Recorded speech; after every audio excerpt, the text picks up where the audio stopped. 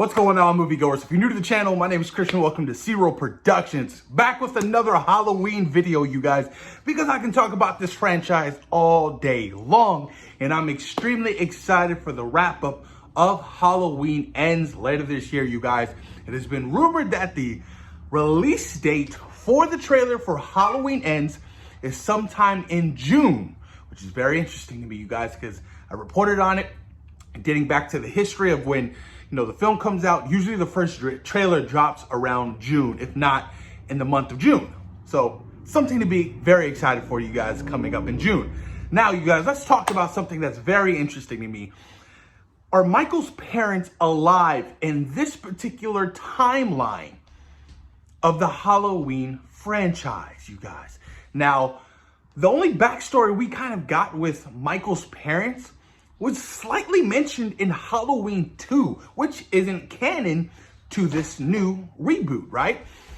The backstory was they died in a car accident, right? And Laurie was adopted by the Strodes. That was it. Michael's parents were dead in that particular timeline. But this timeline is different, you guys. Can Michael's parents actually be alive? And could they possibly show up and Halloween Ends? Now you got to think about it. You got to really think about this, you guys. So when Michael killed Judith, he was what, 6 years old? And when he went to Smith's Grove, he escaped, 15 years later? 21 years old. So the night of 1978, he's 21 years old. And then he gets captured by the end of that movie. 40 years later, Halloween 2018. He's 61 years old. That would kind of make Michael's parents around probably, 85, pushing 90 years old, depending on how late they had Michael. Maybe they're dead. Maybe they died of old age. Who knows?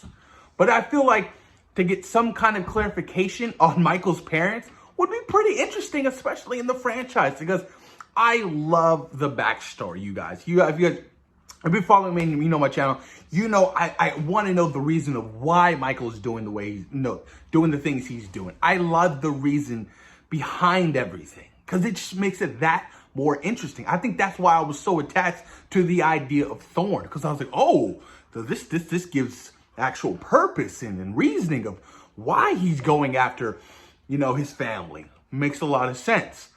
But, it's something that's very interesting to me, especially, dating back to even when he was first, committed to Smith's Grove. Like, did his parents ever even visit him? Or were they just too broken because he killed their daughter, their first child? That's always something interesting to me. I'm like, oh, shit, maybe they're just like, no, put him away, and that's it. We never want to see him. We're never going to visit him, and that's it. Or even did Michael even have another sibling? Who knows? What if Michael had an older brother who didn't live with them?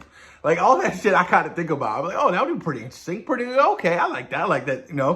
Or even, I was a big fan of, of Laurie and Mikey. Laurie and Mikey. Yeah, some people call him Mikey, being actual, related and being siblings. I always like that concept of the story. Like I said, it gave a lot of purpose to this franchise and the characters within, But man, I'm really excited for Halloween Ends, you guys. I really can't wait to see what kind of twists and surprises that Nick Castle is talking about, because, I feel like a lot of fans are going to be divided with this movie come October. It's either going to be a really good send-off for this franchise and possibly for these characters, or it's going to leave a bad taste in a lot of people's mouths. And, to be honest with you guys, I've been rewatching Halloween Kills, and it just doesn't hold up like I thought it would.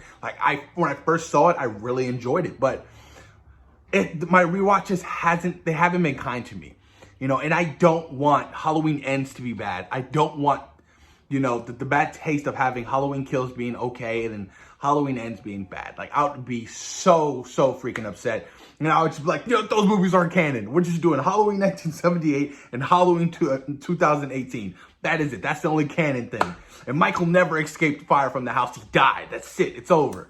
But yeah, I'm excited, you guys. I mean, horror's coming back in a big way, and to bring back such an iconic figure like Michael Myers to the big screen is so much fun. I mean, I never would have thought. I mean, The only Halloween film I saw growing up in theaters that I can remember was Halloween Resurrection. I think that was the only film I saw in theaters. But like Halloween H2O, I didn't see in theaters. Absolutely not. I think I was too young. I think I was like 98 or some shit like that.